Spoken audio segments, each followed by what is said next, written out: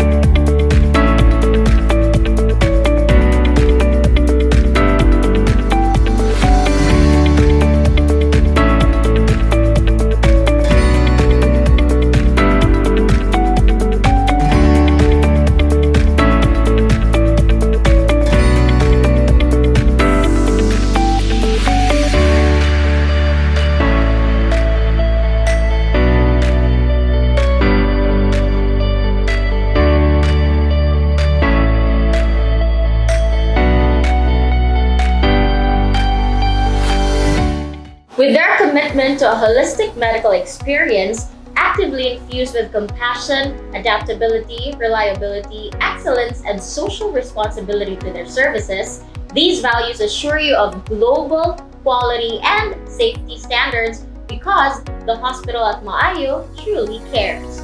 And for another informative topic for today's episode at Maayong Adlaw Doc, we will be talking about fatty liver, which is estimated to be in 25% or 1 out of 4 in every Filipino. So, without further ado, here are our guest doctors. A prolific physician who specializes in the fields of gastroenterology as well as general and transplant hepatology and holds extensive directorial and professor experiences in top local and international institutions, and also the Chief Operating Officer of the hospital at Maayo. Let us welcome Dr. Lawrence Chad Yu Liu. He will be joined by another gastroenterologist here at the hospital at Maayo, Dr. Herlin Dumagin. During her academic and professional engagements, she has received numerous awards for her work in nephrology and gastroenterology, as well as authored numerous publications which she was able to present in Barcelona, Spain, and accepted for presentation in Istanbul, Turkey. Maayong Adlaw Docs! Maayong Adlaw Docs, how are we feeling today? Kumusta, Doc? Maayo, very good. How about you, Doc?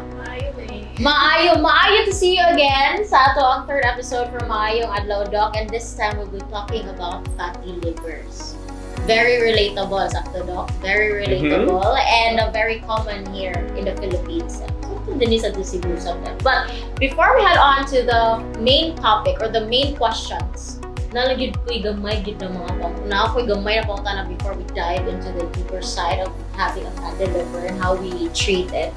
So, do you have to be afraid of having a fatty liver when you drink alcohol? Yes. So, kailangan mo afraid.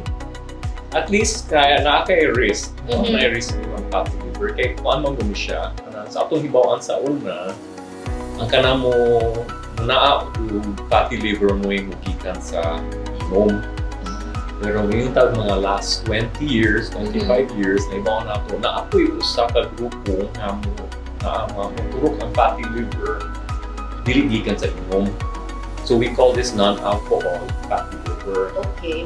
Kung sa may pasabot ang fatty liver, ang basic explanation na is katigom ang atong liver at kayo-sebo.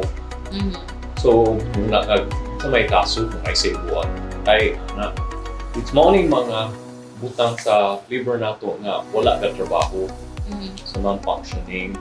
So, kung yung tag percentage, kung na kay mga 25% or 50% na sabo na lang yung atay, so puta na, dili kay ka trabaho yung function yung labor, no? Ano mo na sa so may kaso kung sabo sa atong atay. Well, same as katong akong discuss in the second episode, ang viral hepatitis, hepatitis B, hepatitis C, and even sa first episode na colorectal cancer is that sa kadaghan sa mga taong na fatty liver, walay simptoma, walay gibati. However, kung padagano nato siya kila ka dekada, naagi risko nga madaot ang atay. So, kung mag-uwa, tawag natin cirrhosis, or turukan tumor, cancer sa liver. So, unsa man kadako ng risko, i-estimate nato siguro mga 20% lang. So, yung linya ka 100 ka tao na ay fatty liver. Moabot og 20 sa anang 100 ka tao nga madaot ang atay.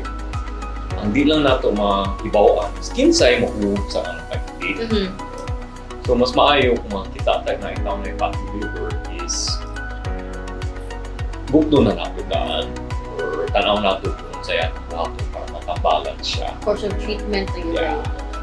So, ang kalahian ng fatty liver sa pagtambal, walay ingon na usa ka tambal makapaayo sa fatty liver. Dili correct na sa second episode ng hepatitis B or hepatitis C na tambal na direct mo. Kani wala. So, among nabantayan is na ay top 3 na rason na ano mag-fatty liver. Okay.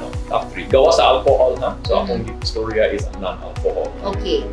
Outside of alcohol na nito. So, ang usa is diabetes. Kung diabetic ang tao, kaduha kung taas ang cholesterol, katulo kung na-extra na weight. So, excess weight, whether overweight or obese, naagi risko. So, ang sekreto ani, or ang tactic ani is tambal, kung naa sila aning tulo, sa asa aning tulo, is mo na ako ng kung let's say diabetic ang tao, pero wala pa nakaroon yan, tawag na sugar sa dugo, is mangita kagpagi para mabuksan nato siya para normal. Same thing sa cholesterol o sa extra weight. Cholesterol na nato or agi sa tambal o sa matay sa kaon. Sa ikaon, ako. Ang third is kung na ay extra weight is pag-auto nato. No? Lose ang weight. Ang nindot ani is kung tambalo nimo ni sila, whether diabetes or may cholesterol or excess weight, is daghan kag paayo sa lawas. Kung siya all-in-one. All-in-one siya. So, sana siya. Okay, let's say, for example, ang diabetes. Di man yung ngayon mong nataas like sugar. Okay. Maka-apekto pa na siya sa inyong kasing-kasing, so, yung risk na matakihan ka, heart attack, stroke, or madaot yung mga renyons, kidney failure. So, actually, one of the top 2 reasons na magsugod dialysis. Mga tao sa Pilipinas, sa diabetes na wala ng control. So, ma-prevent yun nato. So, ang team yun nato sa even the first 2 episodes is prevention is better than treatment. No? Than needing treatment. Yeah. Same thing with ang cholesterol. Maupod kung dili na itong tamalunod, sebo man siya. Sumurag sa grasa sa tubo sa lungs lababo. Let's say, nabubuan o matika, so mamilit ng sebo, mubara, tubo. Anak po, cholesterol, mubara sa mabugat. Gadaw, hangin, oxygen, tubo kayo sa kasing sa puto. So, mga mahosdan sila hangin, mga matakihan. Third is ang kuan, extra weight. So, kung kuan ta, dugay na ta, hindi ka overweight or obese, is masaka gina atong risk na diabetic ta, takas cholesterol, taas atong dugo, high blood pressure, sunod-sunod na sila, kidney failure, heart attack, stroke. So, taruhan nato sila, daghan kaya nato maipon sa atong hipsog. So, ma-hit yun siya. Daghan jud kag maayo sa imong self. You start with... So, muna siya, small effort, small effort, big ang imong payoff. Results. So, yes, Doc, if na kayo ma-add up to that when it comes to, so in terms sa fatty liver no, katong non-alcoholic, Mhm. so katong tanan ni Dr. Yu, sakto jud to. So, murag begin jud ta with taking care of ourselves ba. No? To eat in moderation, di na magpalabi, because murag dira mo jud kung sugod tanan. Self-awareness yun supposedly gina. Then if ever na ay mabantayan incidentally, no, Mhm. let's say ultrasound wala, fatty liver lagi gibutangan ana. So don't be hesitant to consult a doctor. Just to investigate lang first. Have it checked lang yun. Mhm. And have it treated while nakita check sa iyo. So now we head on to the main questions of this episode for about fatty liver. So as I mentioned earlier, 25% of the Filipinos na ay fatty liver. So that is a relatively high number. So at what point does fatty liver become a cause of concern? That's a hard question to answer, no? Kay wala mag-yung nga right point na ta Mhm. makuha. Is I think from the start, kinamasap na kung may fatty liver, kinal maimbestigahan na nga nag-fatty liver ng tao para tarungan na nato ang lawas ng tao. No? Kaya di sa taga na muhuat na kanong actually ang atong gihatag luka kung sa kanong up to 20% itong Mhm. complication na cirrhosis o liver cancer. So, kaysa maabot na ng sitwasyon, nita na paagi na kita makaabot na tao linos ang risk na siya. So, from the start, ang ibang fatty liver, that's a start na konsulta na yung investiga. Dili siya ingon nga sa kadang tao, dili siya ingon nga mabubuan yung kinabuhi.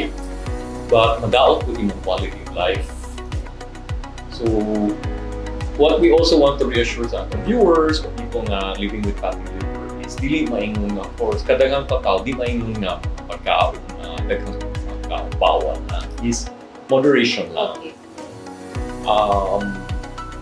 From ako, Control lang sa yeah, okay, especially understanding kita mga Pinoy, food is life. Yeah, food is No? life. So, lisod nga ingon nga i-practice na nato nga uwion nato nga di pa pwede kaon. Ani ana is na ay kung ano, kita mag-abot lang kita. Meet lang yun halfway. Yeah. Control and self-awareness for siya. How about you, Doc? When can a fatty liver be a cause of alarm? Siguro, if dili jud ma-investigate kung sa ang Mhm. cause, let's say ang cause sa fatty liver is due to inom, then dili jud na siya ma-address, then likely it will lead to a more serious condition such as katong cirrhosis, no? Cancer. Mura naman yun ang ending jud sa tanan na maigo sa atay o cancer po. Now, we've mentioned about complications, Doc. So, does this mean that the fatty liver has progressed in one's body without being addressed or detected? Yeah. Sometimes maabot na sa among office nga kanan ka, nahitabo na rin siya nagsusunod. And then, investigahan mo na-eliminate mo mga other causes, let's say hepatitis or alcohol. Mas mahuli na siya yung pag-agan because usually atin muna taas ang cholesterol, okay naman, maybe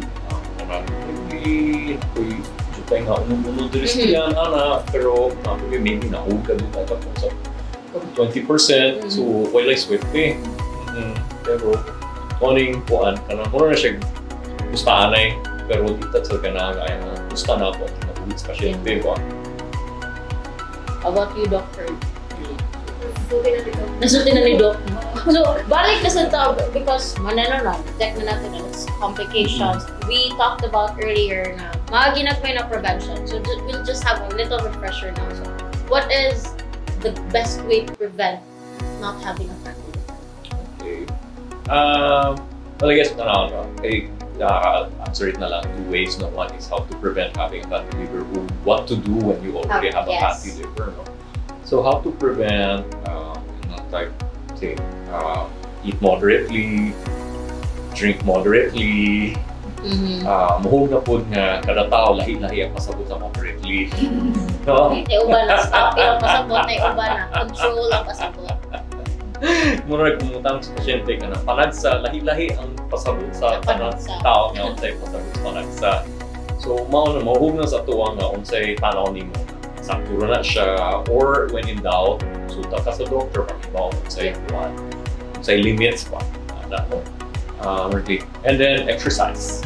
Okay, I think the reason nga upay ng kuhan makita fatty liver would be probably two reasons. Ang usa is tinuod yun na fatty kanang gasaka din siya, or second is mas kasigi na tagpangita kinsa na fatty liver. So the more you look for it, may chance ka makitaan mo kaysa ka na pasagdan pa.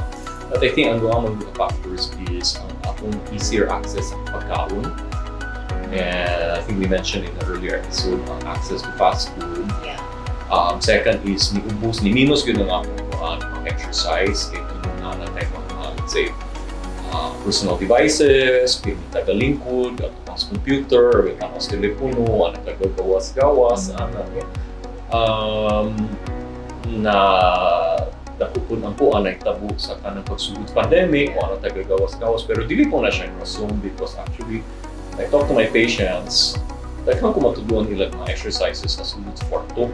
Dagan ito kayo, mga stretching, yoga. O mga low cost, nga Low dili ka cost. kailangan mo enroll sa gym, isa ka mo depende sa ang panahon,